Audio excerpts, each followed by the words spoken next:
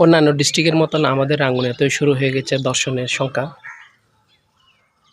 রাঙ্গুনিয়া পদুয়া ১৩ বছরের একটা মেয়েকে ৩ জন মিলে ধর্ষণ করেছে।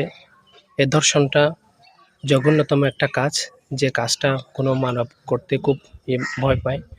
তো ভয় পাচ্ছে না এই কারণে যে আমাদের দেশে কোনো শাস্তি বোধ নেই। শাস্তি থাকলে এ ধর্ষণের কাজটা কোনোদিন করতে পারত না।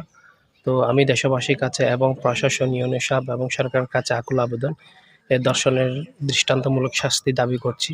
এই শাস্তিটা যদি না হয় তাহলে দিন, দিন ধর্ষণের সংখ্যা বেড়ে যাবে। আমার বোন, আপনার বোন, প্রত্যেকেরই বোন ধর্ষণের শিকার হবে।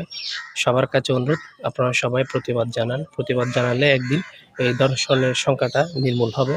প্রতিবাদ না জানালে ধর্ষণের সংখ্যা দিন, দিন বাড়তে থাকবে। তাহলে আমাদের প্রত্যেকেরই বোনের, মা-বোনের কোনো নিরাপদ থাকবে না। নিরাপদহীনভাবে জীবনযাপন করতে হবে।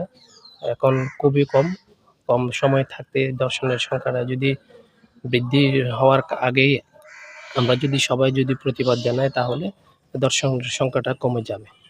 তাহলে আমি সবার কাছে অনুরোধ জানাচ্ছি, আপনারা সবাই বেশি, বেশি করে ভিডিওটি লাইক, কমেন্ট, শেয়ার করে সবাইকে দেখার সুযোগ করে দিবেন। সবাই প্রতিবাদ জানাবেন। আসসালামু আলাইকুম রহমতুল্লাহ।